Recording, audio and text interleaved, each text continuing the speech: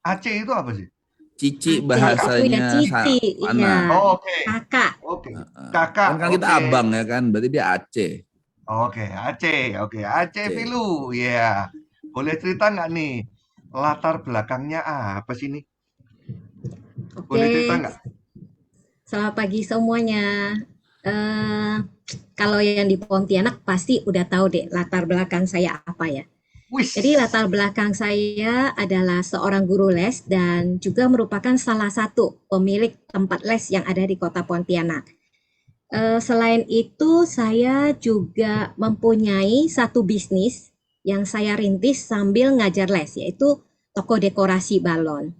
Nah, Oke. jadi kalau di Ponti itu udah tahu tuh Ko Johan, siapa itu Aceh Sebentar. Filu ya? Teman-teman, ini yang menarik, teman-teman. Lihat, begitu pedenya dia mengatakan bahwa kalau orang Ponti itu pasti tahu. Berarti dia orang terkenal ini di Nih ya, Ponti. ini orang yakin banget ini ya, tiba-tiba jadi Makanya konsep yakin saya. banget loh. Saya padahal ngedifikasi dia kebalikan saya loh. Kenapa jadi mirip ya dia? Laman Preman bergaul Ponti ya. kok. Iya, dengar-dengar ini, ya kan, tempat les-lesannya Aceh Filu itu full house terus. Bahkan konon katanya, kalau anak kita itu mau les di tempatnya Aceh Filu ini, itu rebutan kayak PO Hygiene Wash. Artinya banyak yang nggak dapet ya. Oh, bener nggak dapet. Pokoknya Anda telat daftar, nggak masuk aja gitu. Orang Gitu ada ya? yang udah mau dapat anaknya masih TK udah daftar duluan buat nanti kelas 1. Oh gitu ya? Oh, ini berarti tempat les-lesannya ini betul-betul betul ya? Berarti full terus itu betul ya? Aceh Itu Filu ya? gimana ceritanya sih Aceh Filu bisa membuat tempat les ramai itu dan memang kenapa memilih profesi guru les gitu loh.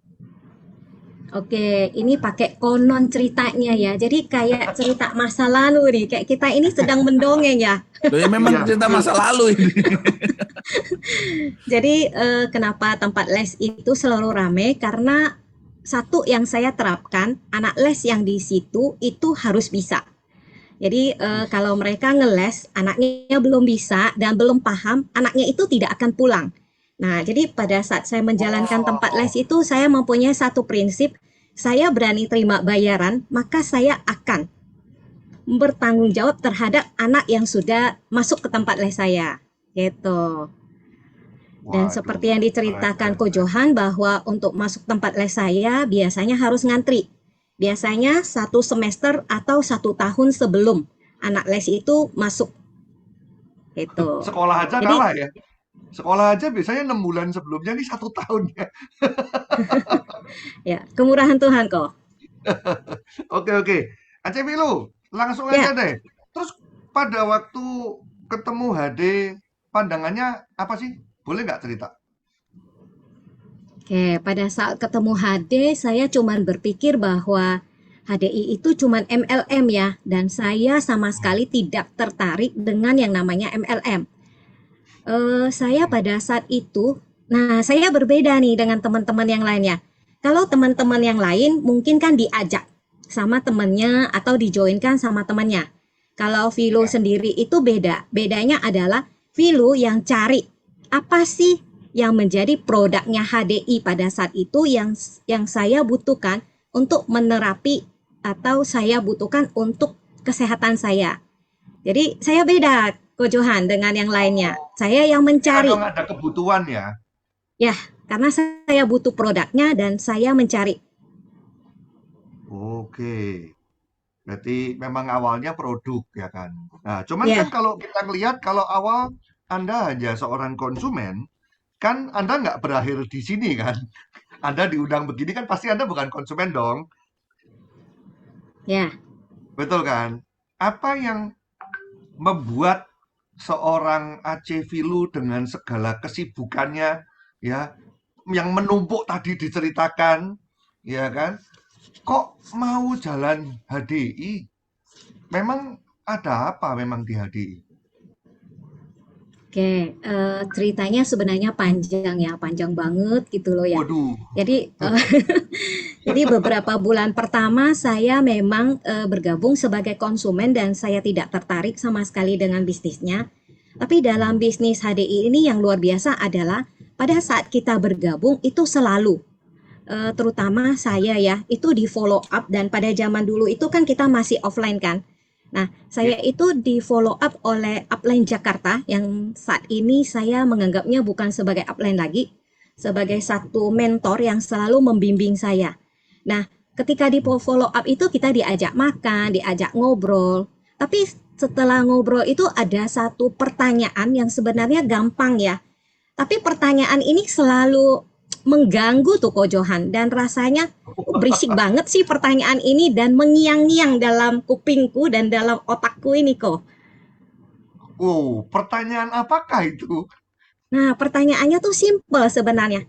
C, Cece mampu ngajar berapa tahun lagi? Terus kalau misalnya Cece tahu nggak, nanti 2-3 tahun lagi tempat les itu akan digantikan loh sama yang namanya aplikasi pinter. Nah, sekarang teknologi kan sudah sangat modern ya.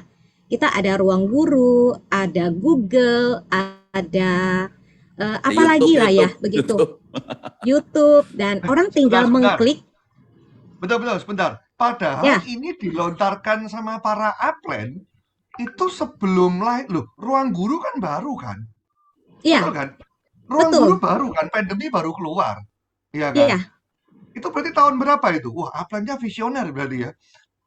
tahun 2018 kok. Tahun 2018. Jadi Wow. pada saat itu yang namanya YouTube, Ruang Guru, aplikasi pintar itu mungkin sebagian orang masih belum terbayang ya kok ya. Orang Betul, cuma betul. taunya anak saya mau sekolah, saya nggak mau ngurus dan saya lemparkan ke tempat les. Tapi karena Ya. upline saya ini sangat luar biasa, pandangannya jauh ke depan, maka Wih, ini yang selalu mengganggu pikiran saya kok. Dan ini pertanyaan ini mengyang-nyang terus kok di kuping. Dan rasanya lu berisik banget sih gitu. Anda upline-nya kan Pak Johan? apa? Oh iya, saya termasuk upline-nya. Anggap Anda aja upline. saya nggak apa-apa. Iya. Saya kan selalu ini, biasalah. Bagiannya nggak enak. Nggak, lanjut. Ya, berarti pada waktu itu sebetulnya udah pertanyaannya simpel, tapi sebetulnya cukup mengganggu ya buat seorang Aceh Filu ini ya. Karena kalau mau dilihat kan kondisinya hari itu mapan kan. Maksudnya nggak ada masalah apa-apa kan pada waktu itu ya. Iya, tempat les juga lagi rame-ramenya dan Lagi toko juga rame-ramenya. lagi rame-ramenya dan sama sekali nggak ada masalah. Nggak ada masalah keuangan apapun gitu.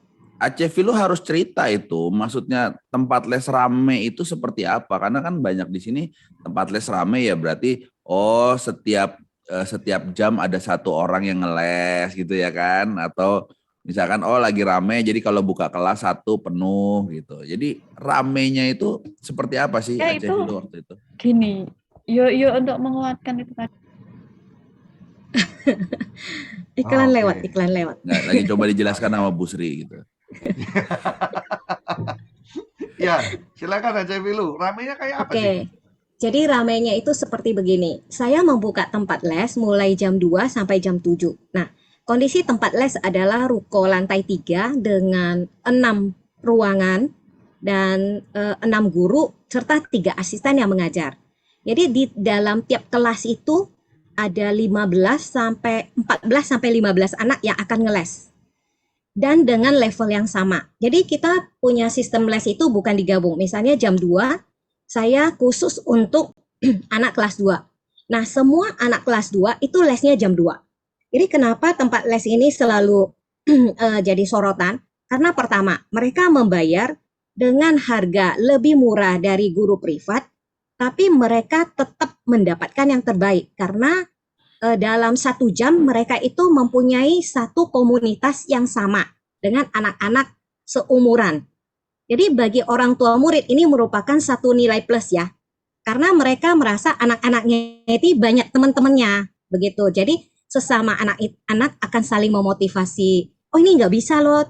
Tapi kok yang ini bisa. Ini temanmu bisa loh. Kamu kok nggak bisa gitu. Nah Jadi mungkin 1 jam itu 15 anak ya? 15 anak. Dan satu Oke. anak bayarannya waktu itu 350.000. Oke. Dan ada Wow. berapa kelas? Ada 6 kelas. 6 kelas. Ada 6 guru, ada 3 asisten. Dan itu full semua. Jadi Bapak Ibu bisa bayangin ya, 6 kelas kali 6 jam, jam 2 sampai jam 7, ya kan, kali 15 anak, kali 350.000. Ya kurang lebih segitulah income bulanannya ya. Tapi kan itu belum dipotong dengan uang asisten ya. Gitu, foto ini kayak sensus pajak ya kan, belum dipotong uang asisten gitu ya kan. Oke, nah sekali lagi, kenapa kok pertanyaan Aplen itu dianggap mengganggu sekali AJ Filu? Memang, Padahal kan belum relevan ya, belum relevan dengan padahal belum kenyataan hari relevan itu. kan? Kenapa kok buat AJ Filu itu sangat mengganggu? Karena saya berpikir begini ya, akhirnya dari pertanyaan terutama yang nanyakan saya itu Pak Ara. Pak Ara menanyakan bahwa, "Lu, kamu Langsung itu disebut. mampu mampu Bang Ra, ngajar saya Bang Ra, berapa itu si tahun Pak Ara itu. lagi?" gitu kan. Jadi saya kalau misalnya pertanyaan lebih detail lagi, kalau kamu nggak ngajar, terus kamu dapat income dari mana?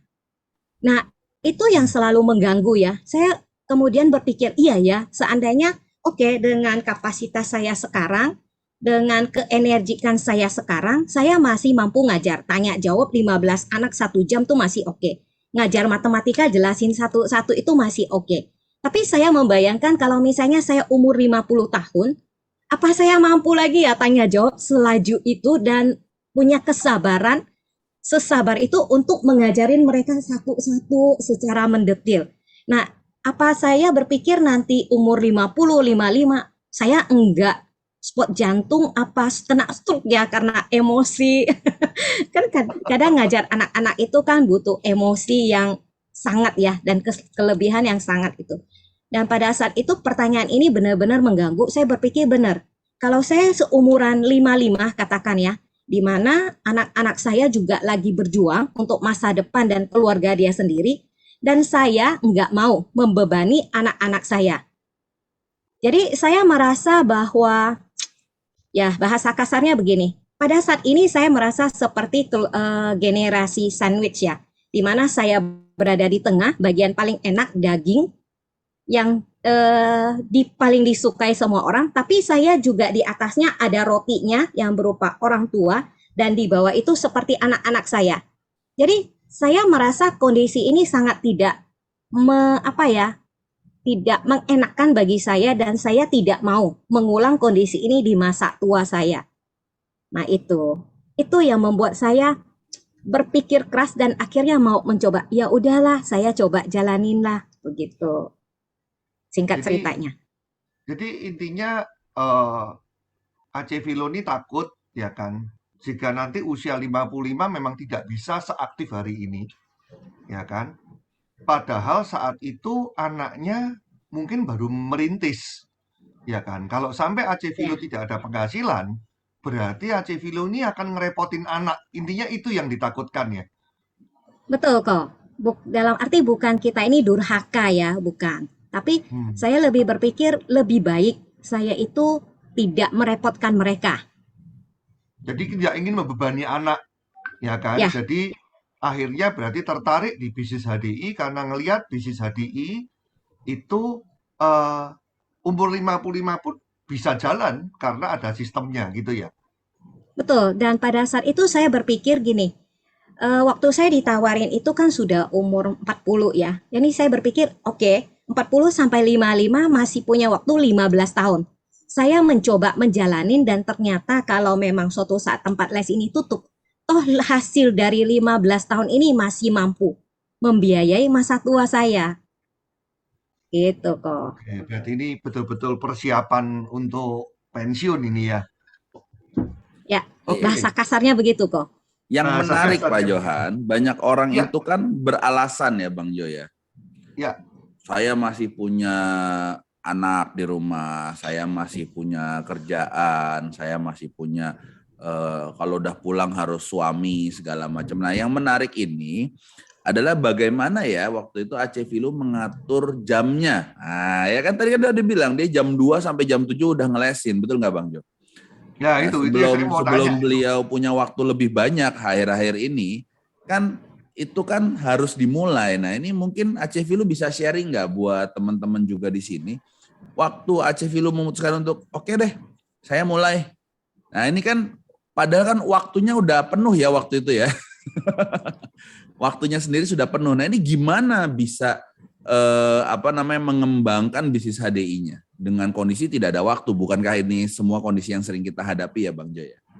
Ya, betul. Ya, Gimana tuh, Aceh?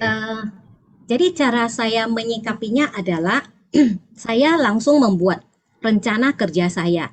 Nah, mungkin karena basic saya seorang melankolis ditambah dengan koleris gitu ya. Jadi saya segala sesuatu itu menjadwalkan. Dan pada saat itu saya menjadwalkan dengan jam sekian saya harus bangun, masak dan menyiapkan dan berperan sebagai seorang mama dan menyiapkan anak-anak untuk ke sekolah. Kemudian saya lakukan sesegera mungkin. Lalu setelah itu jam berikutnya saya mempersiapkan waktu saya untuk menjalankan HDI waktu itu. Dan walaupun saya berprofesi sebagai guru les ya, saya tetap menyisihkan waktu itu 3 jam untuk melakukan pekerjaan HDI, apapun kondisinya. Setelah itu saya buru-buru pulang, lalu jam 2 sampai jam 7 saya harus sampai di tempat les dan saya harus melakukan pekerjaan saya sebagai guru les.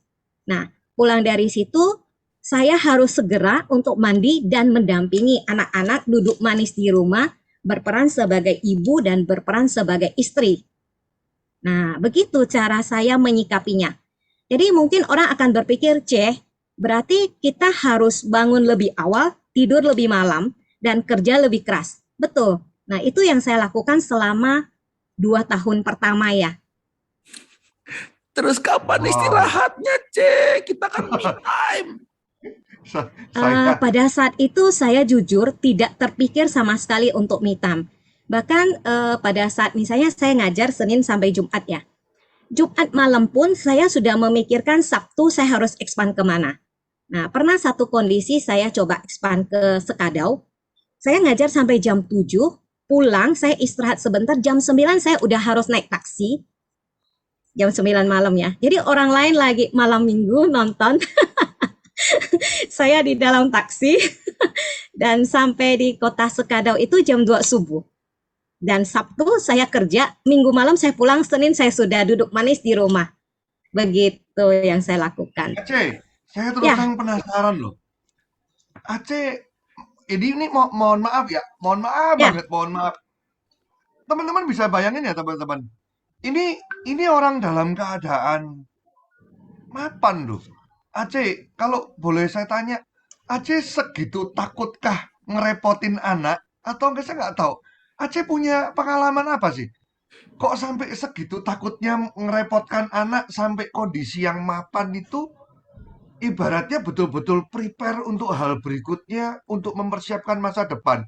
Saya wow loh. Orang mapan nggak mikirin me time, bangun bisnis HD. Jujur ya, Aceh. Iya, pada saat itu waktu di follow up perkataan yang dilontarkan sama mentor saya itu bukan hanya itu ya. Waktu itu oke. mentor Oh, saya banyak juga berarti. berkata bahwa Saya Lu, boleh off kamera apa aja sih? nggak? Boleh, Apa boleh, sih boleh. yang Saya pengen menjadi dengerin ini deh. Terus. Oke, waktu itu ditanya, lu apa sih yang jadi impianmu saat ini? Dan jujur sebenarnya saya ini sama dengan orang awam lainnya ya. Saya tidak mempunyai satu impian yang muluk-muluk sekali karena saya berpikir, ya sorry, bukan karena sombong, karena kemurahan Tuhan ya. Kalau misalnya, lu kita ke sini yuk, oke duit saya cukup. Lu kita makan ini yuk, oke duit saya cukup. Dan saya pada saat itu berpikir, lah semuanya cukup kan? Apa yang jadi impian saya coba? Karena tempat les juga udah rame, toko juga udah jalan kan, anak-anak juga masih kecil dan semuanya berjalan baik-baik saja. Tapi satu hal yang membangunkan saya dan menyadarkan saya bahwa, lu ketika kamu nggak punya impian, kamu coba deh ngintip apa sih yang jadi impian anak-anakmu. Nah, saat itu saya baru sadar, oh iya ya, ternyata saya selain menyiapkan sekolahnya, kenapa saya nggak berpikir bahwa apa sih yang menjadi cita-cita mereka pada saat itu. Nah, pada saat itu ternyata malamnya ya, saya coba ngobrol sama, ya saya punya 2 anak, besar dengan kecil itu cowok dengan cewek. Saya ngobrol, Waktu itu ya anak saya namanya Rio. Rio sebenarnya setelah sekolah ini Rio mau jadi apa ya? Ma, Rio tuh mau jadi arsitek loh. Coba Mama lihat jembatan di negara ini bagus banget loh. Bangunan di negara ini bagus banget loh. Ma, Rio tuh mau loh, Ma. Dan saya memang melihat bahwa bakat anak saya memang ke seni. Contohnya ya, saya membawa dia ke satu lokasi ini dan saya hanya setengah jam membawa dia melihat, pulang itu dia bisa mensketsa dan menggambarnya dengan sangat bagus. Dan di situ saya sadar, oh, terus saya nanya, saya berpikir bahwa oke, kalau kuliah arsitek kan di Jakarta banyak kan, ya nggak mahal-mahal juga lah ya, dari omset toko, dari omset les, cukup kali ya. Ternyata jawaban anakku itu benar-benar mensadarkan saya. Dia bilang, Ma, Rio sih nggak mau di Indo loh, Ma. Sorry, bukan mendisedifikasi uni yang ada di Indo. Dia cuma berpikir bahwa Rio suka budaya di sini, di negara ini. Rio mau belajar di sini dan Rio mau kuliah di sini. Bahkan kalau Rio selesai, Rio itu mau tinggal di sini loh, Ma. Nah, itu yang buat saya sadar kan. Tetot dalam otak saya berpikir bahwa, wow, ini duit butuh berapa? Boleh tahu nggak negara mana itu Haji Filu?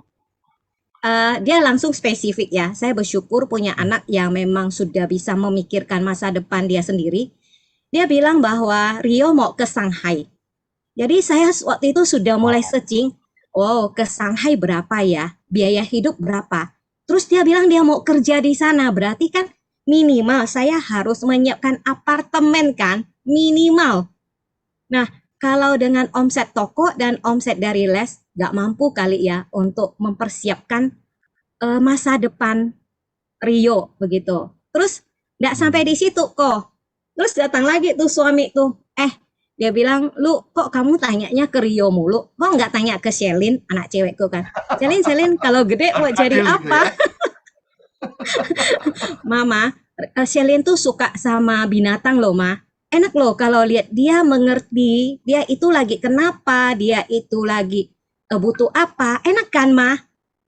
Dalam hati saya berpikir lagi, mau jadi dokter hewan. Iya, terus saya mau mengerti loh, Ma, dia itu sedang kenapa. Terus saya coba searching Google ya, ada nggak ya dokter hewan dan psikolognya hewan di Indo? Ternyata nggak ada.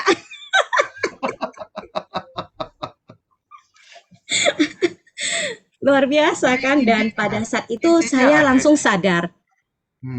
Jadi yang jadi ketakutan tuh itu yang pertama jelas dari pada waktu pensiun tidak punya penghasilan dan tidak mau merepotkan anak, dan yang kedua ternyata impian anaknya juga butuh biaya yang jauh lebih besar ya. Jauh banget kok, iya, besar banget. Kalau saya berpikir itu butuh biaya dan persiapan yang sangat harus kita siapkan ya sedini mungkin ya. Dan jujur Dan ngomong, sebenarnya dalam kondisi umur saya sekarang itu boleh dibilang saya ini agak telat, ya kan?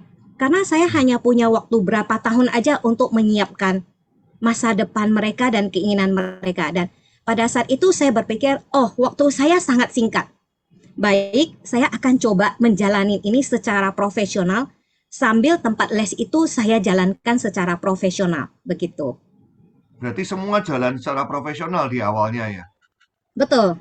Dan sama Terus sekali nggak sempat butuh, nggak punya waktu me time ya pada saat itu.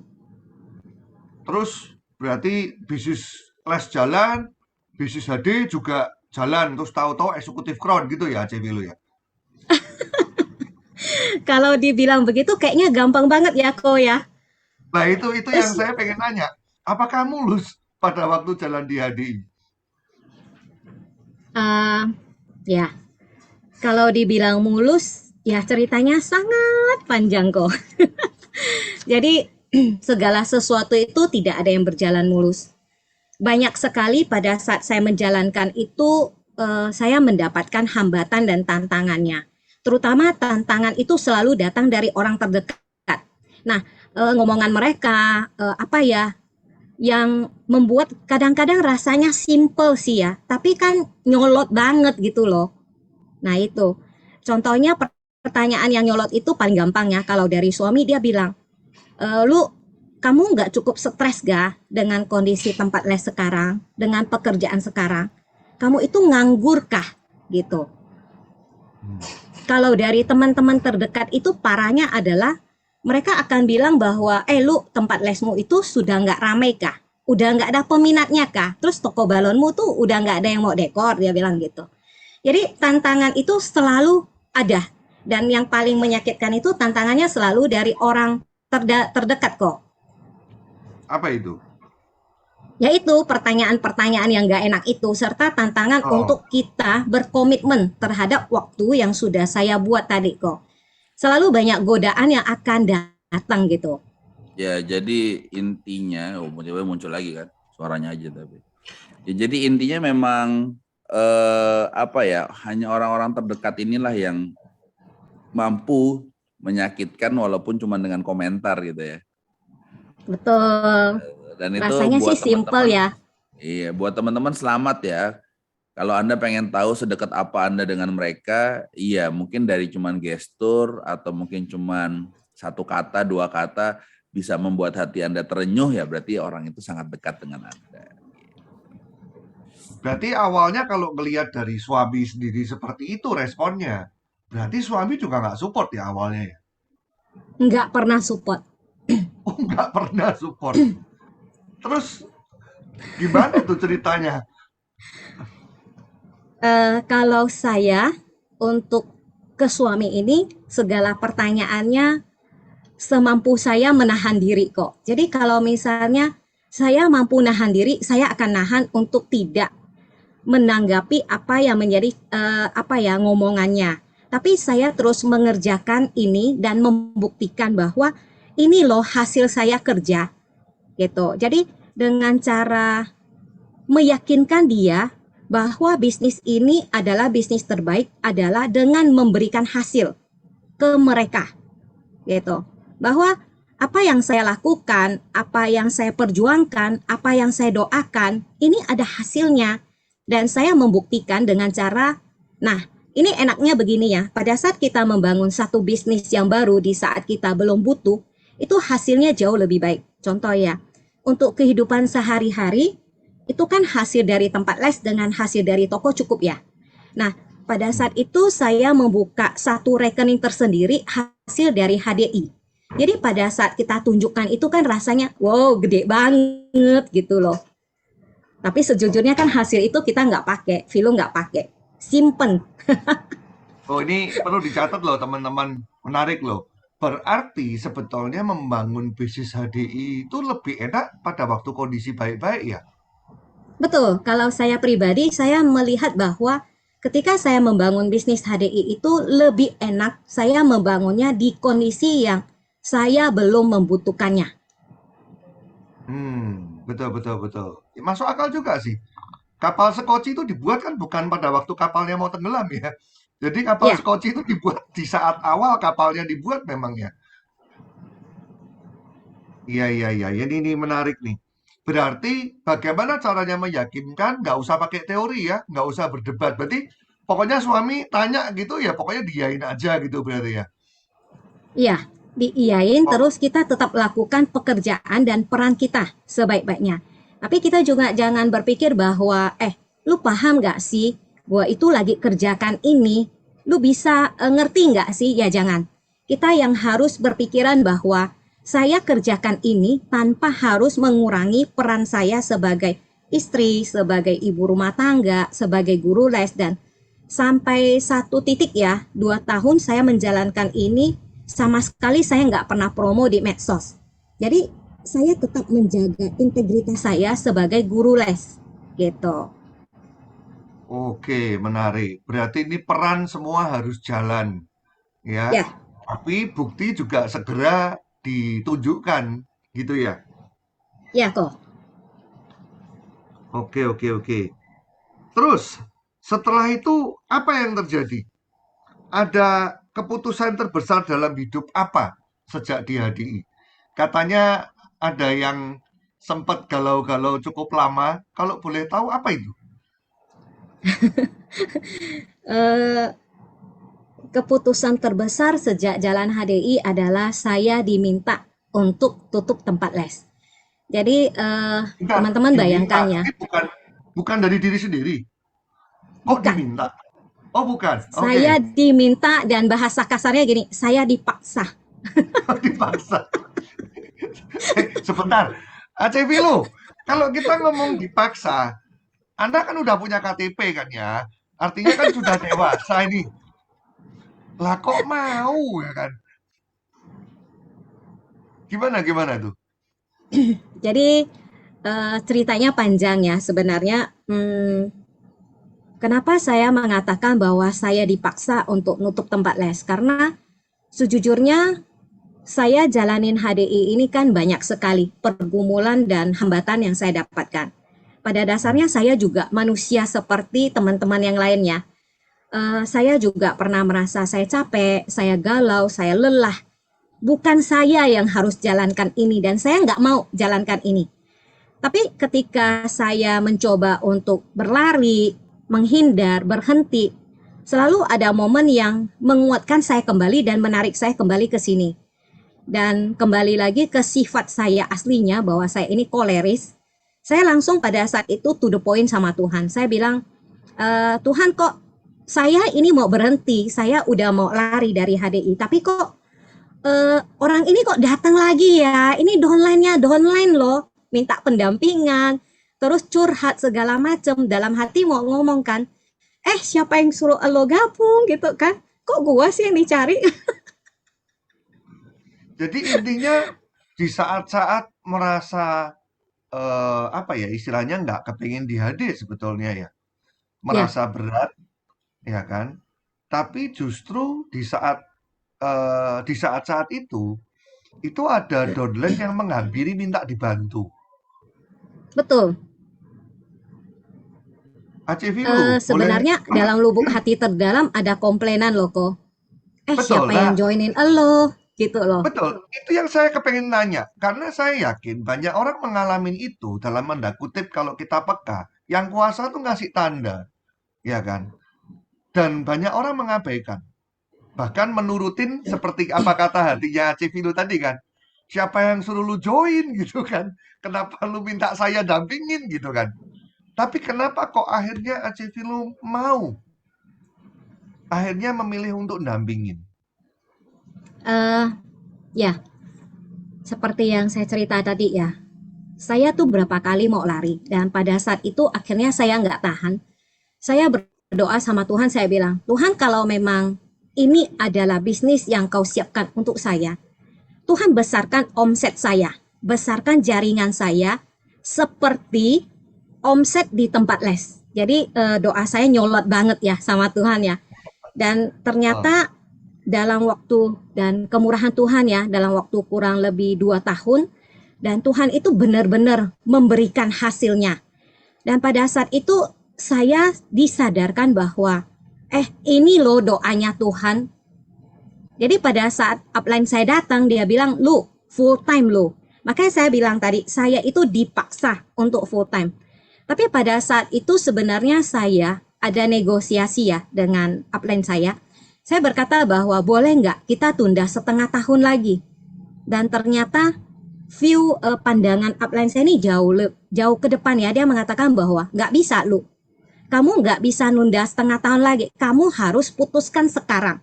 Nah, itu tadi yang saya maksud kenapa saya dan apa yang menjadi hal terberat pada saat menjalankan HDI yaitu saya dipaksa full time. Nah, sekali lagi saya diingatkan bahwa saya dalam hati lubuk terdalam saya itu tidak pernah saya ucapkan ke upline saya manapun untuk doa ini. Saya pernah berkomitmen sama Tuhan kan, kalau Tuhan besarkan jaringan saya, Tuhan kasih saya omset menyamai omset tempat les, saya akan full time. Dan ternyata upline saya datang mengingatkan saya kembali dan akhirnya saya nyerah. Oke, saya nyerah Tuhan dan saya menepati janji saya. Begitu. Dan itu yang membuat saya akhirnya mau mendampingi rekan kerja saya. Itu kok. Singkat ceritanya jadi begitu. jadi awalnya sebetulnya upline-nya juga nggak ngerti ya. Nggak ngerti dan upline itu sama sekali nggak tahu doa yang saya ucapkan karena saya bukan tipe orang yang suka menggembar-gemborkan sesuatu dulunya ya. Dulunya itu Ya. saya orangnya berpikir dulu baru berbicara atau melaksanakan. Kadang-kadang sudah berpikir pun, saya menarik untuk tidak melakukannya atau tidak mengucapkannya. Karena saya berpikir, malu ya, ngapain diucapkan, toh ini doa-doa saya, ini urusan saya sama Tuhan, begitu kan? Jadi ibaratnya tuh karena jadi upline dateng tuh kayak tanda gitu ya. Gitu. Oke. Nah, Ya, upline-nya muncul. Jeng jeng. Ceng-ceng. Bang Jadi Ram mau nanya apa dulu nih? bukan mau nanya, Bang. Cuman kisahnya itu tadi tuh harus ditambahkan oleh si Aceh Filu itu. Ini kan kejadian waktu dia menutup tempat lesnya dan full time. Ya. Ya, Itu adalah kondisi yang bukan tempat lesnya lagi turun, bukan orang-orang udah mulai berpindah ke YouTube, bukan. Jadi ini adalah masa-masa kejayaan. Ya, tahun-tahun 2016, 17, 18 itu masa-masa kejayaan setelah Bu Filu ini, Aceh Filu ini merintis tempat les kurang lebih 16 tahun.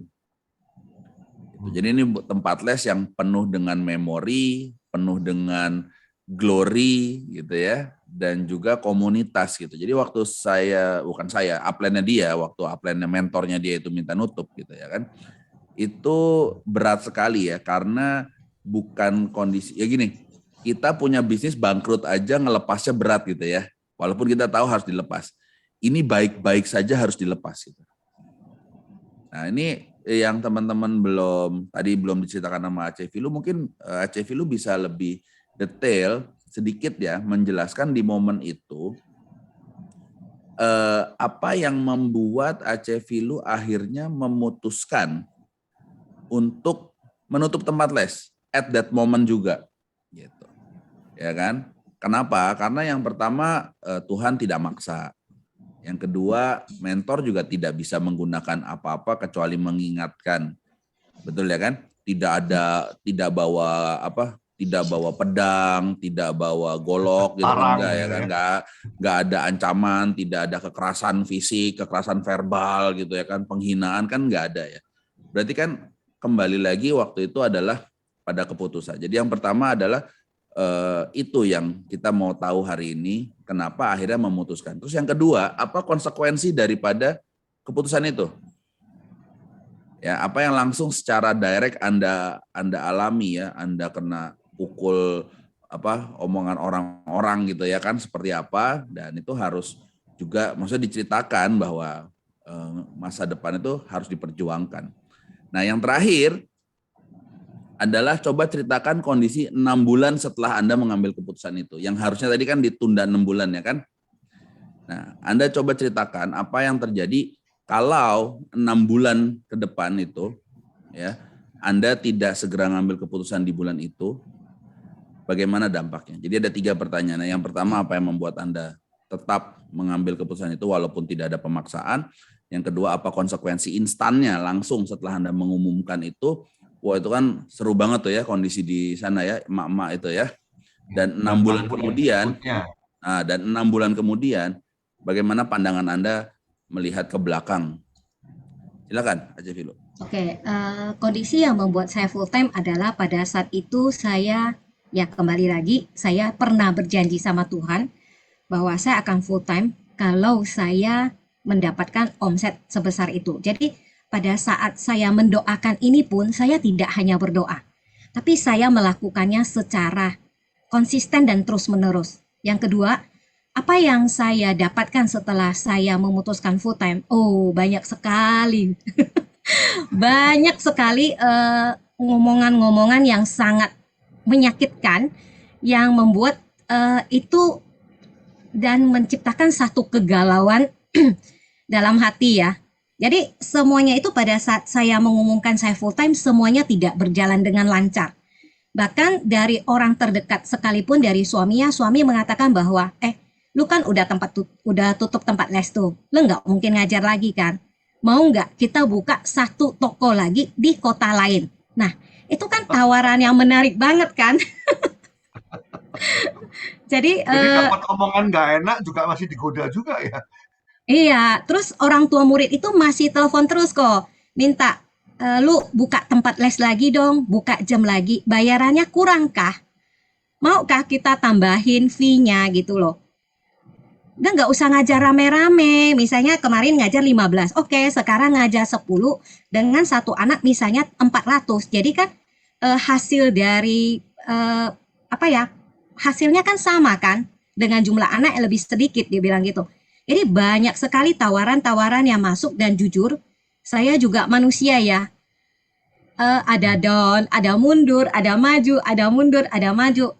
Nah itu yang, tapi kembali lagi saya diingatkan bahwa saya sudah berkomitmen untuk full time di HDI dan pilihannya cuma dua. Tak kalah saya komitmen ya. Saya maju atau saya mundur. Kalau saya mundur, saya gagal. Saya akan merasa sakit hati banget. Sedangkan masa depan anak saya ini kan udah di depan mata kan. Lah gimana? Gitu kan. Nggak ada pilihan, saya harus maju dan saya harus terus maju. Nah itu. Selain godaan Bu Vilo, apa komentar orang-orang yang mengetahui bahwa Anda melepas bisnis Anda yang bernilai puluhan juta per bulan itu income bersihnya? Anda belum Banyak cerita banget. dari sisi Banyak. teman, dari sisi teman guru les yang Anda wariskan tempat les itu, dari sisi orang tua murid. Boleh nggak apa-apa, ini morning briefing itu harus menyegarkan memang. Salah satu perkataan dari orang tua murid ya, kan mereka kadang-kadang kalau sudah masuk dari kelas 1, mereka akan terus sampai kelas 6 kan. Mereka akan ngomong bahwa, lu tega ya tinggalin anakku. Anakku itu setengah tahun lagi mau lulus loh. Kenapa kamu nggak menunda setengah tahun lagi loh? Selesaikan dong tanggung jawabmu. Nah, itu statement itu, wah, kalau baca WA itu dan ditelepon dengan kata itu tuh, wah bengkak tuh dua mata. Donlen. Kalau Donlen gimana? Donlen mendukung ya? Wah senang dong, Aceh Filonya full time dong. Iya, Donlen suka dong. Upline-nya full time, Donlen pada suka dong. Ada ya Enggak, Donlen? enggak. enggak. Ada downline yang nyolot juga. Ada downline yang ngomong gini, lu nggak gila ya, tinggalin tempat les tuh, tutup tempat les. Berapa tahun loh kamu rintis loh. Sekarang itu lagi masanya enak-enaknya. Kamu nggak perlu cari anak les, kamu nggak perlu iklan. Orang itu datang-datang sendiri, daftar-daftar sendiri. Kalau kamu nggak mampu ngajar, itu tinggal di kick off anak itu dan gantikan anak baru. Lu nggak salah, lu. Banyak downline yang mengatakan begitu.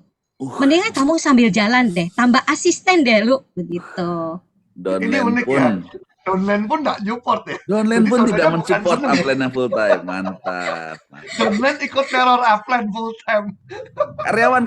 Karyawan, asisten lo, teman ngajar. Oke, kalau dari teman ngajar mereka bilang bahwa lu tega ya, lu nggak sehati sejiwa deh. Lu tinggalin kami ya, gila lu ya. Padahal kita itu loh rintis tempat les dari anak 3 orang, 4 orang. Sekarang itu 1 jam udah main ratusan orang loh. Lu tega ya tinggalin ya. Terus waktu kami misalnya ngumpul, lagi ada solusi, lagi ada masalah, itu nggak ada yang bantu loh lu. Itu dari teman les, dari teman sesama guru. Kalau dari asisten dia bilang, Ceh, kok Aceh tinggalin kami sih Ceh, salahku apa coba? Kan Cece udah suruh saya pegang hafal, Cece loh cuma ngajar matematika doang. Nah itu salah satu ibu yang bakal nelpon Anda kalau Anda full time itu Ibu Veronica Kusumo gitu. Bu Vilo, ini anak saya gimana kamu ini main full time? Saya mau nitipin ke siapa lagi ya itu. Jadi mama-mama di sini ngerti sekali kok begitu Anda bilang saya tutup ya gitu, langsung ngomel, downline pun ngomel, suami pun menggoda gitu ya kan. Rekan kerja merengek-rengek meninggalkan, gila ya itu. Tapi kembali lagi, ini terus terang Aceh Filo ini pengalamannya unik ya. Kembali lagi karena dia merasa bahwa dia berjanji sama Tuhan, ya kan. Jadi ini yang memang yang unik sih. Saya terus terang saya penasaran, ya kan. 6 bulan kemudian apa yang terjadi? Nah ini yang menarik. 6 bulan setelah itu, Bu Vilo. Setelah Anda cukup lama menangis ya setiap kali. Dia November memutuskan gitu ya, saya datang lagi Januari ya kan menghibur. Saya datang lagi Februari menghibur gitu ya. 6 bulan kemudian. Berarti kalau November di bulan ya April Mei ya lah. Ya. Nah, kurang lebih bulan-bulan itu. Silakan Bu Vilo. Apa yang Apa yang Anda dapatkan dari mengikuti Tuhan 6 bulan kemudian? Oke, November setelah anak-anak les itu selesai ulangan umum final test, saya langsung mengumumkan ke mereka bahwa saya saya tidak ngajar les dan anak-anak silakan diajar sama guru les yang lain. Saya tidak menutup tempat les. Tapi saya tidak akan mengajar di tempat les itu lagi. Saya menyerahkan anak-anak ke guru les yang lain. Nah, pada saat bulan November. 1 bulan kemudian tawaran itu begitu masih masuk begitu banyak kan. Lu anakku Januari mau sekolah. Oke, kamu nggak usah ngajar di situ, ngajar di rumah aja. Nah, tawaran itu terus masuk. Hingga pada bulan Januari, anak-anak masuk ke sekolahnya. Nah, yang parah itu sebenarnya pada bulan Januari. Dengan guru yang baru, dengan metode yang baru, dan itu komplainan bujukan baik dari orang tua murid, dari anak les itu banyak banget. Satu persatu telepon, tolong dong ngajar dong Sabtu aja deh, matematika dong atau gimana gitu kan. Januari itu berasa berat banget, galau banget, dan makanya Pak Ara datang Januari, dia takut tuh saya mundur. Kita sempat ke kakak. Nah, yang terjadi? Setelah itu enggak sampai 6 bulan kok. Kan berarti Vilu full time itu kan 2019 Desember ya. Saya kembali ke Tuhan bahwa Tuhan itu tidak pernah iseng dengan hidup manusia. Ketika saya berjanji dan saya menepatinya, mungkin pada saat itu saya merasa Tuhan kok pilihan ini berat banget ya. Saya merasa bahwa benarkah Tuhan ini adalah janji yang harus saya tepati. Saya terus melakukan dan saya terus mendoakan. Tapi Tuhan tidak pernah mengecewakan saya ya. Kita tahu 2020 Maret ternyata terjadi pandemi. Corona terjadi dan saya benar-benar merasa bahwa ini loh Tuhan sudah menyiapkan 2 tahun yang lalu. Tuhan sudah memberi saya satu skoci di mana Tuhan sudah membuat saya untuk menyiapkan masa depan saya. Dan pada saat itu mungkin saya tidak sadar. Saya mengikuti sambil nangis, sambil ngeluh, sambil ngoceh. Tapi saya ngikutin terus. Ternyata setelah pandemi saya baru sadar. Tuhan sayang sama saya dan Tuhan ternyata punya rencana yang jauh lebih indah dari rencana pada saat itu. Nah, 3 bulan kemudian tempat les itu harus terpaksa ditutup karena pandemi dan sekolah mengadakan online dan orang tua murid satu persatu itu mundur dari tempat les. Jadi teman-teman yang di sana merasa bahwa ini nggak nutup, biayanya nggak nutup. Pemasukan tidak sebanding dengan pengeluaran. Akhirnya hasil dari meetingnya, tempat les itu ditutup secara terpaksa. Nah, saya cukup bersyukur ya bahwa saya melihat bahwa Tuhan itu bekerja di kehidupan saya secara nyata. Dan saya melihat bahwa Tuhan benar-benar bekerja di kehidupan saya. Dan orang lain lagi susah, teman-teman seperjuangan saya ya, guru-guru les itu benar-benar mengalami kegalauan yang sangat parah. Tapi saya malahan mengalami satu berkat yang luar biasa gitu. Jadi kalau dibilang apa yang saya alami, jangan sampai setengah tahun deh, 3 bulan, 4 bulan. Setelah 4 bulan itu saya melihat bahwa rencana Tuhan itu jauh lebih indah dari yang saya bayangkan. Dan saya melihat banyak sekali leader-leader luar biasa yang muncul dalam setiap jalur saya. Nah, itu yang sesuai dengan doa saya sebelumnya ya. 2 tahun yang lalu kan saya berdoa, Tuhan, kalau memang Tuhan memberikan bisnis ini kepada saya, Tuhan besarkan jaringan saya. Berikan saya orang-orang luar biasa dalam tiap jalur. Koleris banget kan?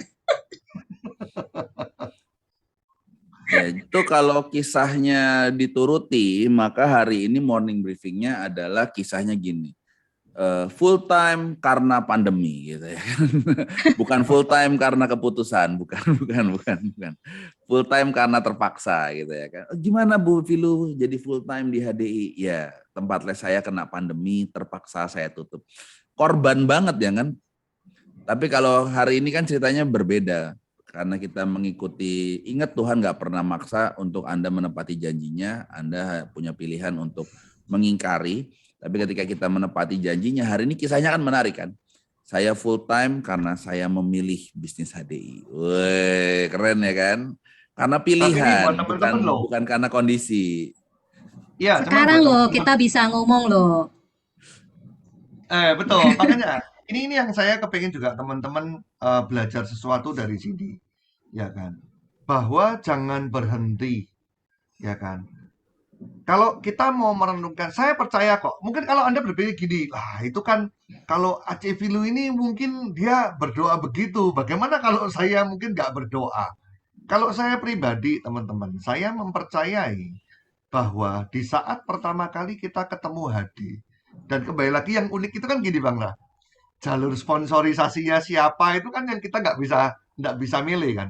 Nggak bisa milih. Betul, itu nggak bisa milih jalur sponsorisasi, ya kan? Bahwa Itu, disitulah Tuhan itu, tempatkan. itu Bang Jo, kuncian saya. Itu kuncian saya kalau ketemu dia. Saya bilang, gue nggak milih lu jadi donen gue ya. Lu kucuk-kucuk dateng lo. Lu cari sendiri lo. Lu cari gara-gara sama gue lo ya. Dan ternyata ya karma itu turun ke saya loh. Turun gimana? Ya kan, itu downline loh datang C. Ini gimana ya C? Cece sempat gak jam segini bisa pendampingan gak? Ya dalam hati kan siapa yang suruh lo gabung? Upline-mu siapa? Cari sana upline-mu kan? Nggak bisa. Nggak bisa. Ternyata nggak bisa. Ya, jadi tetap jalan. Jadi kalau kita lihat perjalanannya dari Aceh Filu, ya kan? Itu Aceh Filu juga nggak dapat jawaban di awal, ya kan? Tapi yang menarik adalah meskipun nangis, meskipun sakit hati, kuncinya adalah tetap jalan, ya kan? Kalau kita kembali ke morning briefing minggu yang lalu, Bang Ra. Alon-alon asal kelakon. Nah, kalau bahasane wong Solo, alon-alon asal kelakon itu bukan berarti Anda tidak jalan. Alon-alon asal kelakon itu artinya tetap berjalan. Ini cuma versi Pontianak yang ini. Alon itu kan pelan ya Bapak Ibu. Pelan. Ya. Segala sesuatu tuh harus bergerak baru bisa dibilang cepat atau pelan kan begitu ya. Iya. Ya, kalau diem itu nggak mungkin pelan, diem itu berhenti. Jadi teman-teman ini yang kita belajar teman-teman. Jadi lewati prosesnya. Percayalah bahwa Tuhan tidak pernah menjanjikan sebuah pelayaran yang indah. Tapi Tuhan itu menjanjikan sebuah pelabuhan yang indah. Jadi pelayarannya mungkin yaitu kadang sakit hati, ya kan, nggak enak, sampai nangis-nangis, Anda dengar sendiri kan. Tapi ternyata di ujungnya itu luar biasa. Ini jujur, ini kisah, menurut saya kisah yang unik sih. Saya sampai merinding sih terus terang. Karena maksud saya itu gini teman-teman, dalam kondisi yang mapan, ya kan, itu yang orang juga mungkin nggak mau bergerak kemana-mana. Bahkan banyak orang hari ini dalam kondisi mapan bertemu dengan HDI pun, ya mereka mungkin tidak akan menjalankan juga karena merasa dirinya aman, ya kan. Tapi yang menarik, ya kan, Aceh Filu ini mau, ya kan, mau mulai belajar, mulai mengembangkan, melihat ternyata ada hal besar di belakang, bahwa ternyata cita-cita anaknya juga gede banget, ya kan. Dan terlebih lagi yang luar biasa memang kondisi pandemi itu ya, yang mengubah segalanya memang. Ya, dan ini bukan pelabuhan terakhir pasti Bang Johan. Kisah ini Pasti. adalah salah satu dari Seven Voyage, ya kan, salah satu dari pelayaran-pelayaran yang akan diarungi lagi ke depan. Jadi buat teman-teman yang hari ini mendengarkan morning briefing, setiap narasumber yang hari ini bercerita mengenai pelayaran mereka yang lalu, itu adalah orang-orang yang hari ini sedang berlayar menuju pelabuhan berikutnya. Karena itu jangan pernah berpikir bahwa Ya, nanti ada orang yang sama, udah kan ini morning briefing yang kemarin kita udah dengar. Oh, jangan salah kawan. Ya, orang itu bisa punya banyak pelayaran dan kita bisa mendengarkan pelayaran-pelayaran mereka tuh amazing banget ya. Karena itu teman-teman harus terus semangat. Nah ini sepertinya banyak banget nih yang bersimpati dengan Aceh Filu dengan bertanya. Jarang-jarang morning briefing rame begini pertanyaannya ya. Baik, mari kita buka satu-satu ya kan. Nih dari awal nih sudah ada yang banyak bertanya nih. Set. Nih dari Ibu Sari Sugiarto, Aceh Filu apakah Aceh doa doang atau juga kerja? Sepertinya sudah terjawab ya. Orang kerjanya udah sampai ke ada me time gitu ya. Terus ini ada pertanyaan lagi nih. Ci, sempat kepikiran untuk menyerah nggak di HDI pas perjalanannya? Dan apa yang paling bikin down waktu itu sampai mau nyerah? Wah. Nah, apa sih Aceh? Tadi kan berkali-kali bilang sebetulnya itu sudah ingin meninggalkan. Apa sih yang membuat nggak betah sebetulnya? Apa yang membuat Anda pengen meninggalkan dan harus dengan Iya. solusinya ya, jangan cuma disebutin kenapanya ya. Nanti dia bilang gini nih, ini saya spoiler nih. Yang bikin saya mau pergi itu ya mentor saya. Yang bikin saya bertahan ya dia juga. Nah, nanti makin mabuk orang. Anda nggak boleh jawab begitu ya, Cevi. Nggak boleh. Itulah Gimana? sebabnya ya. Kenapa? Itulah sebabnya kenapa Pak Ara itu loh jadi mentor saya. Dia kok paham banget ya perasaan saya. Saya itu mau jawab yang itu loh tadi. Ya udah saya matiin dulu, saya mentor. Mentornya Pak Johan. Ini Anda lagi ngobrol sama Pak Johan, nggak ada Pak Ara. Sebenarnya yang membuat saya tidak bertahan di HDI itu sebenarnya masalahnya itu sangat gampang. Masalah-masalah non teknis ya. Ada kegalauan dalam hati bahwa ini Tuhan kok baik banget ya, kasih saya rekan kerja yang luar biasa. Tapi saya kok merasa saya nggak pantas gitu loh. Dan bukan saya lah yang harus lakukan ini. Terus mereka yang curhat segala macam. Ini rasanya bebannya berat banget ya Tuhan. Masa saya harus membantu menyelesaikan masalah mereka gitu? Kalau masalah teknis kan gampang kan. Ini prospek nggak mau nih. Oke, kita gali yang lain. Ini gimana cara kerjakan ini? Ini kita buka yang ini, kita buka ini, kerjakan. Kalau masalah teknis gampang. Tapi yang paling membuat saya berhenti itu masalah-masalah non teknis. Merasa tidak layak, merasa tidak cocok, merasa saya belum bisa, tidak pantas. Itu nyolotan orang, merasa bahwa Tuhan, kenapa Tuhan kasih saya berkat sebesar ini ya? Nah, ini uniknya saya. Orang lain dikasih berkat senang ya. Kalau saya dikasih berkat, dikasih jaringan yang tiba-tiba boom begitu, saya malah nyolot kan. Gila, ini orang, ini kenapa ya Tuhan kok kasih saya segitunya ya? Gimana saya bagi waktunya, gimana saya mendampingi mereka. Loh mereka itu lebih hebat dari saya loh. Itu kan. Nah sebenarnya aspek non teknis seperti ini yang membuat saya, seringkali membuat saya itu down gitu. Down sendiri, capek-capek sendiri, kecewa-kecewa sendiri. Tapi untuk solusinya adalah yang pertama, ya di HDI ini luar biasa. Kita punya upline yang juga bisa berperan sebagai mentor. Jadi tak kala kita punya banyak pertanyaan, banyak hambatan, banyak halangan, atau banyak hal-hal kejadian yang kita tidak pahami, itu kita bisa konsul kepada upline kita atau mentor kita. Yang kedua adalah kalau saya pribadi, saya sudah menjalankan saat teduh saya ya secara kontinu, dan pada saat itu saya cuman ya selain sebagai upline saya akan ngeluhnya ke Tuhan. Saya akan doa, saya nangis ya nangis sendiri, ngomel-ngomel sendiri. Tapi habis itu ya kerja lagi gitu. Jadi apa yang membuat saya bisa bangkit dari down adalah saya mengingat kembali janji saya kepada Tuhan bahwa Tuhan itu tidak pernah mengecewakan saya. Yang kedua, saya melihat anak-anak saya lagi. Nah, itu yang membuat saya bisa bangkit dari down. Dan yang ketiga, saya konsultasikan kepada upline saya. Ini saya baca pertanyaan ketawa loh. Semuanya tuh pengen banget Civi lu gagal ya. Ci, di godaan keberapa? Di godaan keberapa? Coba ya ampun. Ini pertanyaannya luar biasa. Nah ini nih, ada pertanyaan dari Ibu Vero nih, ya kan? CVV. Iya, Ibu Vero, CVV. Bu Vero, Ibu bukan Vero. Oh, Ibu Vero. Kalau CVV nanti lagi tugas dia berarti. Ini Ibu Vero. Ibu Vero ini bertanya, C gimana sih tetap bertahan melalui godaan itu? Karena banyak rekan-rekan kerja saya tuh malah mutus untuk mundur gitu, lebih baik mundur. Gitu. Mungkin Bu Vilo juga kan pernah ada di posisi yang hampir mundur ya. Karena kan Ya, kalau mundur kan berarti nggak akan jadi narasumber di sini, hampir mundur.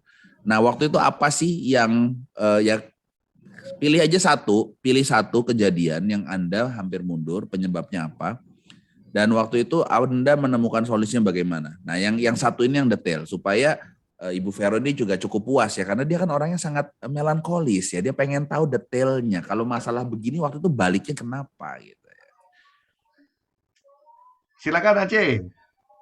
Wah, ini kalau dilihat dari senyumnya, kemungkinan besar Waduh. sinyalnya berhenti. Iya, ini Iya. sinyalnya nggak bersahabat ini. Nggak bersahabat. Tapi senyumnya bagus ya, freeze-nya pas lagi bagus. Kalau saya suka freeze-nya lagi aneh-aneh loh. Pertanyaan Anda terlalu berat, Bu Vero.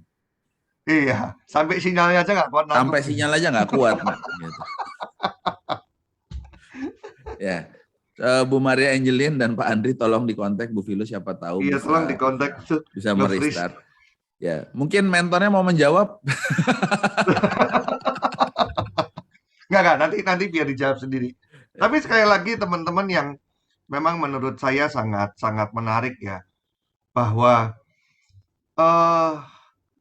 dari kemarin ya kita dengerin banyak ceritanya teman-teman di awal minggu ya kan, kita dengerin siapa Nia, siapa saya kok lupa namanya, saya tuh kebayang wajahnya kok lupa namanya semua. Sudah balik Pak, Oh sudah balik, kita kembali lagi Ya, dulu. lagi. Sudah, maaf. Ternyata setan pun tidak senang ya. Kita ini mau mengalami masa Ya, panen. Anda bawa Tuhan sih, setan nggak seneng jadinya. Oke, kembali Oke, lagi Aceh Vilo. Pilih satu momen yang paling berkesan buat Anda, yang membuat Anda ingin berhenti, dan bagaimana Anda bisa comeback dan nggak jadi berhenti. Mungkin itu yang bisa jadi contoh memuaskan jawabannya Ibu Vero ya. Silakan, Aceh Vilo. Oke. Saya pernah dalam satu momen itu benar-benar merasa down banget dan mau berhenti. Dan pada saat itu saya coba negosiasi sama Rio. Saya nego sama Rio. Rio, kamu yakin mau kuliah di sana? Kamu nggak punya temen loh. Mama udah tanya loh, temen-temenmu itu nggak ada yang mau kuliah di sana loh. Boleh nggak Rio itu kuliahnya di Jakarta aja? Ternyata orang tua kalau down ngeracun anak ya.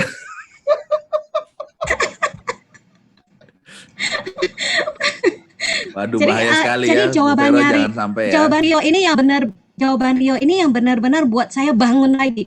Rio bilang, enggak, Ma. Rio enggak takut, Ma. Rio enggak punya teman loh. Teman Rio itu banyak di Jakarta loh, Rio. Rio enggak usah ke Shanghai, boleh enggak? Enggak, Rio mau ke Shanghai. Rio enggak takut, Ma. Rio yakin Rio mau ke situ. Oke, terus saya enggak patah semangat lagi. Rio, kamu cari sendiri ya. Di mana tempat kuliahnya, berapa biayanya, bagaimana kamu berangkatnya, perlu apa saja. Mama nggak mau bantu, kamu cari sendiri. Gila banget kan saya kan, dan benar. Itu down banget ya. Rio down ini sekali memang ya, mencari Bu. sendiri, dia cari. Saya coba negosiasi sama Rio dan bahkan melemparkan tanggung jawab sebesar itu kepada Rio. Kamu cari sendiri, kamu harus cari komunitas yang positif, kasih mama, yang bisa buat kamu tetap berada di jalur yang baik, sedangkan di situ kamu nggak punya teman. Selain biaya, perwakilannya, syarat-syaratnya, uninya, levelnya udah berapa, grade berapa, uni ini bagus apa enggak. Cari sendiri ya, mama nggak mau tahu deh pokoknya. Nah itu sebenarnya udah down banget. Dan ternyata Rio memang punya satu komitmen yang keras ya. Dia cari sendiri, hasilnya dalam seminggu dia bisa dapatin. Ini mah, uninya ini mama searching, ini komunitasnya, nanti Rio ke sana, Rio masuk komunitas ini. Jadi Rio tetap berada di dalam aliran yang sesuai mama mau. Dan mama nanti bulan ini siapkan uangnya, mama siapkan syarat-syaratnya ini, Rio akan coba apply biaya siswa. Coba bayangin. dan rasanya gubrak banget kan. Jadi sebenarnya intinya begini, saya punya impian yang sangat besar. Sehingga impian saya ini mengalahkan rasa down saya. Ah, itu yang membuat saya bisa mengalahkan down yang paling down sekalipun gitu. Jadi Bu Feve terjawab Bu. Bu Vero, Bu Ver. Bu Vero, aduh Kalau maaf. Veve masih Aceh-Aceh. Kalau udah ibu-ibu tuh Vero dia. Waduh nih, ada lagi nih pertanyaannya nih. C, down pertama kali yang hampir nyerah itu berapa lama setelah join? Jadi mungkin dia mau ngukur Anda dan dia itu downnya duluan mana, ya kan? Wajar nggak sih kalau saya tuh baru 1 hari langsung down gitu, wajar nggak sih? Ini menarik ya, saya juga nggak pernah ngitung ya. Maksudnya berapa lama setelah Anda bergabung Anda down? Menarik ini pertanyaannya. Pak Johan, Bang Johan masih ingat nggak down pertama kali itu berapa lama setelah gabung? Oh, kalau saya ingat, bahkan saya pulang bes, bulan depannya kan RTS, kan sudah down lah saya langsung. Tanya mentor saya yang saya ajak berdebat setengah jam di telepon. Oke, Kalau Aceh saya Vilo. ingat, cepet kalau saya. Masih ingat nggak? Downnya pertama kali itu Ingat, kapan? Ingat? Boleh. Coba sih ingat banget itu. Down paling pertama itu yaitu pada saat mendapat rekan kerja yang luar biasa. Nah, langsung nyolot gitu loh. Pertanyaannya itu nyolotnya nggak alang-alang loh, nyolotnya gini, ini downline ini bukan saya yang closingin loh ya, tapi dia nyolotnya di depan saya. Lu ya berani nawarin bisnis HDI ya, lu sendiri nggak tahu apa-apa, gimana apa? Jadi lu beraninya nawarin bisnis sedangkan lu nggak tahu apa-apa gitu loh. Saya Jadi tanya bisnisnya kamu nggak tahu, saya tanya produk kamu nggak tahu. Ya karena ya waktu supaya itu saya teman-teman masih tahu, sebatas supaya teman-teman konsumen tahu gitu dulu kan. nih, supaya teman-teman tahu dulu. Ya, Bu Vilo ini pertama kali nawarin itu adalah teman kerjanya di tempat les, ya kan? Jadi sama-sama guru les.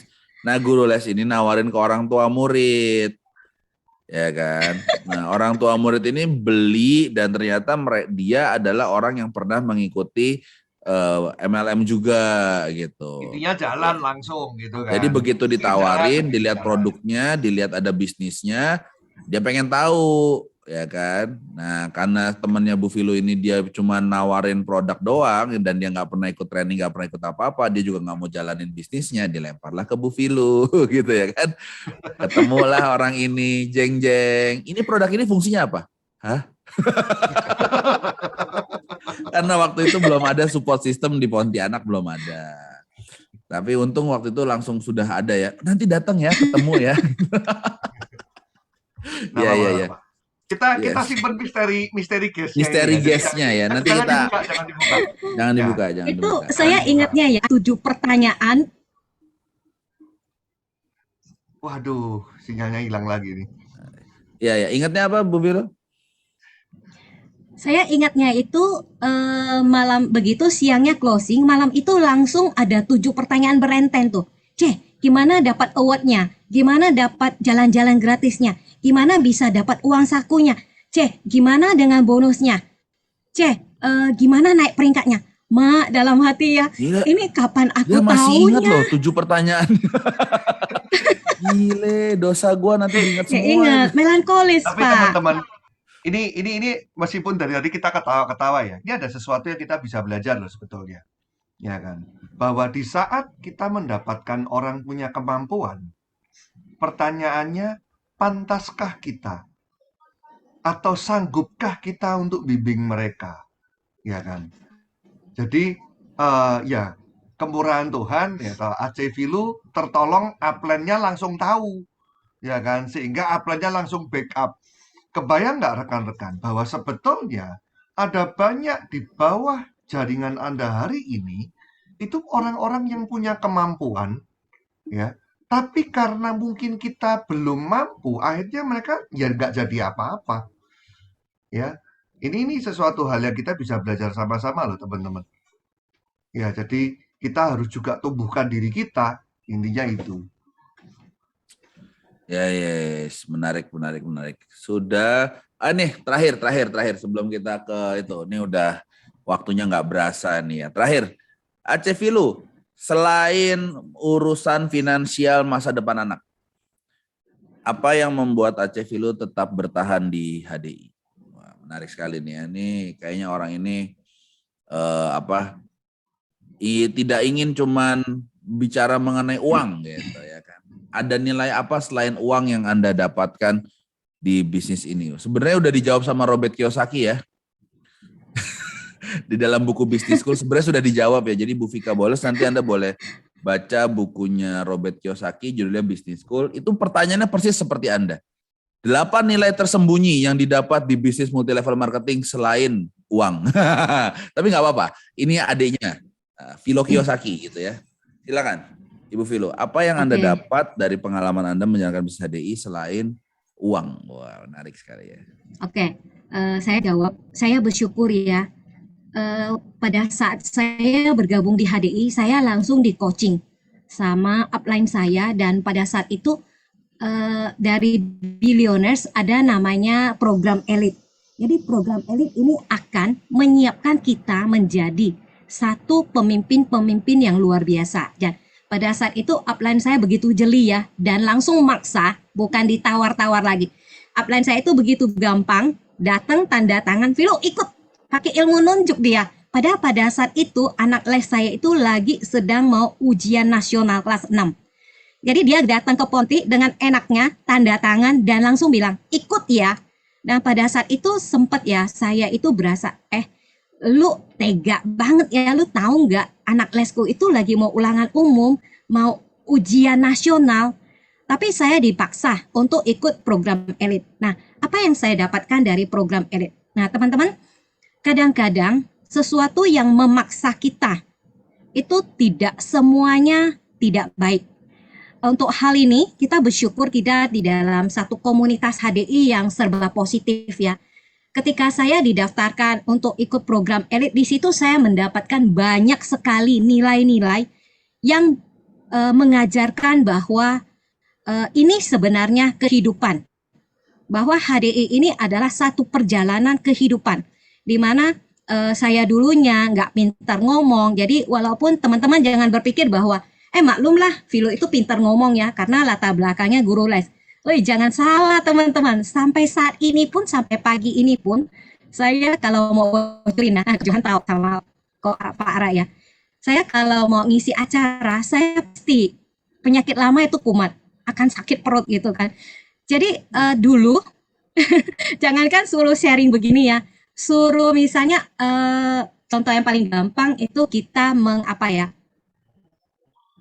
mengedifikasi apa ya. Itu udah rasa sakit perut banget gitu loh. Jadi yang saya dapatkan adalah satu pengembangan diri yang tanpa saya sadari. Dulu saya begitu sif, nggak pinter ngomong, bahkan untuk deketin orang pun saya merasa bahwa saya tidak perlu mendekat orang, begitu sombongnya ya.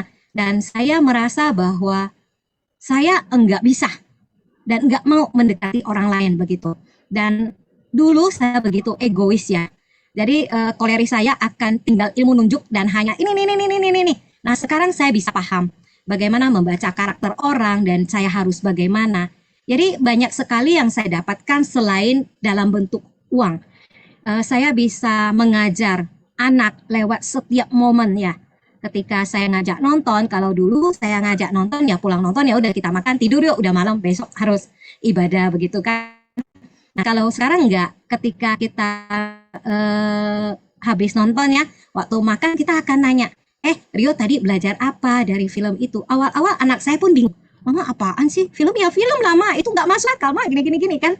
Nah ternyata setelah saya latih, anak-anak pun menjadi mengikuti proses pembelajaran. Dan yang paling luar biasa adalah pada saat saya membaca buku malam hari, itu pun saya terapkan ke anak-anak. Jadi kadang-kadangnya orang mengatakan bahwa lu kenapa ya anak saya di rumah itu nggak takut sama saya ya, tapi kok takutnya sama guru les ya. Sebenarnya ada apa dengan guru les? Saya cuman bisa membagikan satu hal. Jadi seorang mama di rumah, tak kala dia mengucapkan, kalau kamu tidak minumnya ya, mama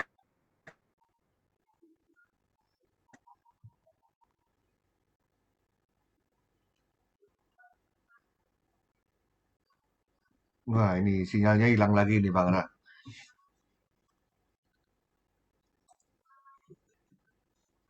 Makasih. Panggilan saya di tempat les kan I kan. Jadi itu saya lakukan. Jadi satu hal yang bisa saya sharingkan adalah ketika kita memberi satu statement ke anak, kita harus mau menepati Diulang janji itu. diulang putus tadi Nah, luar biasa kan sinyalnya kan. Dikit lagi, cuman yang waktu itu, kenapa lebih takut sama guru les aja tenang Jadi intinya begini, waktu kita mengucapkan satu punishment atau satu maksudnya gini, kita memberi anak ini satu challenge-nya. Dan ketika anak itu tidak melakukannya dan tidak menepatinya, kita harus berani untuk menepati apa yang menjadi pembicaraan atau janjinya kita kepada mereka. Nah itu. Jadi integritas orang tua ya. Ya. Kalau mama bilang jamnya belajar, ya mamanya juga belajar gitu ya. Kalau kamu nggak belajar, nggak boleh main handphone, ya begitu dia nggak belajar ya handphonenya diambil gitu ya. Jadi kalau mau bilang besok nonton ya nonton besok. Kalau besok bilang besok nggak bisa pergi berenang ya enggak gitu ya. Integritas jadi kalau misalnya kita mengajak anak kita baca buku, kita pun harus menunjukkan bahwa saya pun baca buku. Jadi saya baca buku, anak-anak membaca buku gitu. Habis itu kita sharing. Nah, yang paling luar biasa adalah awalnya suami saya mengatakan bahwa, udah malam tuh, anak udah harus tidur, nggak capek kak, udah belajar suruh baca buku. Nggak. Kalau kamu nggak senang, kamu keluar dulu, biar saya yang didik dua anak ini. Dan luar biasa sekarang suami pun ikut duduk baca buku. Jadi saya merasa bahwa di HDI bukan hanya berbicara masalah omset atau pendapatan, tapi pengembangan diri. Nah, ini satu nilai yang tidak terukur ya, gitu. Dan dari setiap kegiatan itu kita bisa mengajarkan banyak hal kepada anak-anak kita. Jadi untung banyak ya Bu ya, nggak cuma perkembangan diri tapi perkembangan keluarga dan masa depan keluarga ya. Betul. Menarik sekali. Oke, terima kasih Ibu Filu. Terima kasih Aceh. Aceh, Filu. Sharingnya luar biasa. Ya, titip salam buat mentor Anda yang luar biasa. Sukses selalu untuk dia. Sebenarnya mentor saya bukan hanya Pak Ara ya. Saya sangat say thank you kepada Bu Angelin, Eria, Ko Johan, Oroy, Cetuti yang menjadi mentor saya yang selalu mendampingi dan membackup saya. Memang kan saya bilang titip salam buat mentor-mentor Anda kan luar biasa. Saya juga titip salam buat mentornya Aceh Filu semuanya. Iya, titip salam buat mentornya Aceh Filu semua supaya sukses semua jaringannya dan mentornya. Siapa yang mau jadi mentornya Aceh Filu silahkan daftar aja langsung ke Aceh Filu. Ada lowongan menjadi mentor nggak gitu? Bukan jadi menti. Baik, terima kasih Aceh Filu buat sharing-sharingnya. Thank you banget, very inspiring. Ya, buat teman-teman yang terinspirasi boleh dong kasih hatinya dong di layar dong. Kasih hati, kasih jempol, ya. Oke, kita masuk ke pengumuman. Nah, apa yang bisa membuat tadi Aceh Filu udah pernah cerita bahwa dia bertumbuh juga salah satunya kan karena support system dari Billionaires. Mari kita lihat apa yang sudah disiapkan oleh support system Billionaires kita pada pagi hari ini untuk teman-teman. Kita punya CD, ya. Oh, VIP channel dulu. Loh, ini yang mana dulu nih? Bos, yang awal yang mana bos? Yang ini ya? Ini Bang Andri ngajak berguru nih. Ya, jadi CD. Oke, dan semua CD ini diberikan cuma-cuma kepada Anda karena hadiah ulang tahun dari Bang Andri. Ya, nanti teman-teman ya yang mau gambar CD ini boleh gratis dari Bang Andri ya. Gambar CD-nya. Tapi kalau CD-nya tetap harus beli dari Mbak Wiwi ya. Oke, ini CD-nya sama seperti kemarin ya. Ini baik semua. Nih saya kenal orang-orang di belakangnya. Ada Ibu Tuti ya, ada Bang Faizal, ada Ibu Wina Unus ya. Bisnis Zaman Now ini Bu Nina bukan ya? Bukan ya? Ada Bu Fokus Kerja Keras ini Bu Leni ya. Nah, ini adalah orang-orang yang saya tahu mereka praktisi ya. Jadi kalau Anda dengarkan CD-nya, ini bukan sekedar motivasi belaka, tapi mereka menceritakan pengalaman hidup ya, seperti Aceh Filu tadi menceritakan pengalaman hidup dan apa yang terjadi. Oke, berikutnya. Dan kalau Anda ingin belajar pengalaman-pengalaman hidup dari orang-orang luar biasa, Anda bisa masuk ke VIP channel, dan Anda harus tahu Bapak Ibu ada begitu banyak audiobook, ada begitu banyak video book, ya, bahkan ada ulasan buku dan sangat lengkap sekali diulas oleh rekan-rekan yang luar biasa yang mengimplementasikan ilmunya dalam kehidupan. Oke, jadi ini murah banget ya. Dan Sebentar, buat ini yang saya mau tanyakan ulang nih. Ada Bu VV, ya kali ini saya panggil Bu VV. Itu betul ya, 13 bulan 600 iya, ribu? makanya ini free 1 bulan kah? Ini Luar free 1 biasa bulan loh. kah? Mari kita dengarkan dari CVV, udah kerja lagi dia. CVV, coba tolong diketik di chat CVV, benarkah itu 13 bulan? Itu benarkah 13 bulan? Oh, Ibu Veronya Oh, AFK. hidup? Loh iya. Mesti udah jadi Ibu Vero dia. Nah Oke. itu. CVV, CVV itu benarkah VIP-nya 13 bulan? Benar. Oh, benar. Oh benar. Ih, Berarti hari ini segera teman-teman 13 bulan cuma 600 ribu. Iya, gila. jadi ini nggak salah cetak ya. Gak salah ya, ini beneran Ya, 13 bulan ya. ya, Wadaw. langsung segera hubungi Mbak Wiwi. Ih, mantap sekali. Next. Yes. Oh, cuma hari Next. ini. Iya, iya, iya, iya. Oh, cuma hari ini. Oke, cuman hari ini ya, teman-teman. Ya, Ya. next. Ya, Berikutnya. 25 Oktober tuh hari apa, Bang Jo? hari ini kan. Oh, hari apa? Hari Senin. Hari ini ya? Iya. Jadi Ayo ini langsung. sebetulnya sudah dari jam 9 tadi sudah Udah. dimulai nih. Ya, pre-order Hygiene Wash. Ya, ini produk yang menarik ya teman-teman. Produk baru kita ini eh, betul-betul hasilnya luar Ini biasa. Anda Sehingga harus, peminatnya juga luar biasa. ini buat teman-teman harus punya ya, minimal stok beberapa.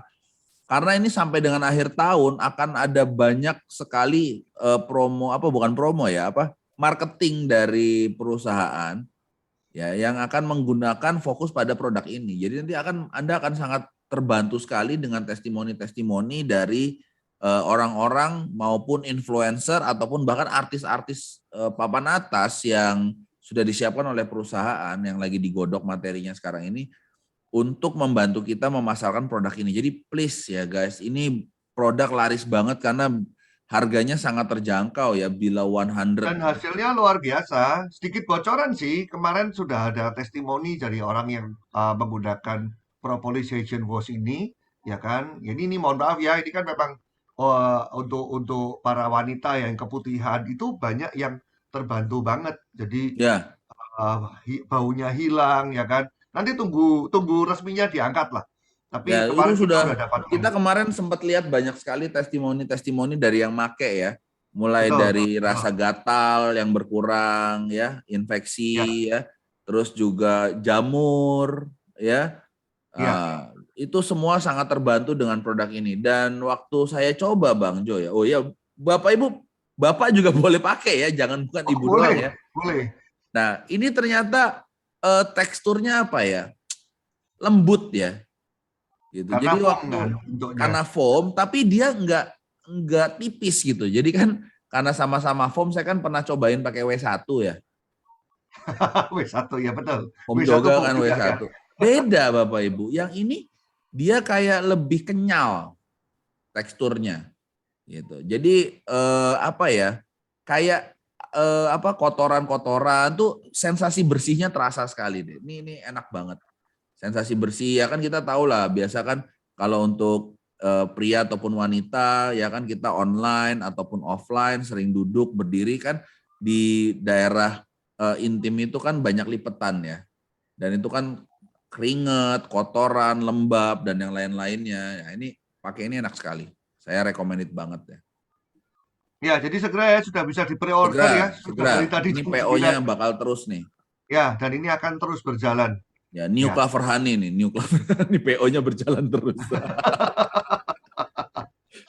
Ya, terus next Next. berikutnya Miracle Duo ya masih terus berlangsung. Oh, Ya, saya sampai serum-serum 31 ini mantap nih, Oktober. penjualan serum-serum ini. Iya, serum ini diskonnya luar biasa itu. Bapak Ibu, berkat Biskin ini ya, kita punya bumper buat omset. Ini penting banget, Anda harus sebagai pengusaha bisa segera jeli melihat switching preferable. Dan berikutnya Bang Ya. Andri. Oke, masih sama Ada Biskin Duo Blow On. ya. 300 BP masih dapat SS Cream, 600 dapat Royal Jelly Liquid, 900 BP dapat Eye Care. I Ya. Care. Next. Salam sehat selalu. Nantikan Oke. acara berikutnya bulan depan berarti ya? Ya, acara berikutnya bulan depan.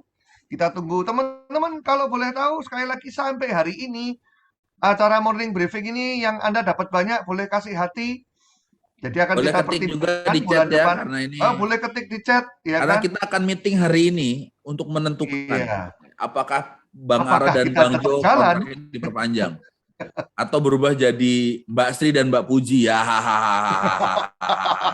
Anda nggak ikut meeting bukan Mbak Sri sama Mbak Puji ya. Loh, pas loh itu. Kan morning briefing kan MB. Jadi MB Puji sama MB Sri. Betul, MB Sri, MB Puji. Oke Horor. teman-teman, terima kasih ya sudah bersama dengan kami sudah 1,5 jam lebih ya. Ya. Oke, semoga bermanfaat, menginspirasi. Ditunggu ya Ingat, share-nya, siapa tahu betul. bisa Dan jadi teman-teman masukan sekali buat lagi ya saya tema-tema ingatkan, berikutnya. ya, dan saya ingatkan teman-teman ya, kita masih dalam masa panen raya. Ya, jadi jaga spirit Anda, jaga semangat Anda, tetap lakukan. Ingat ya, tetap lakukan. Alon-alon asa kelakon, jalan. Kita tetap masih panen. Ya, dan kita akan menunggu panen-panen yang sangat besar di depan nantinya. Oke, saya Bang selamat Jo pagi. dan bye-bye semuanya. Bye. Kita saksikan video berikut ini.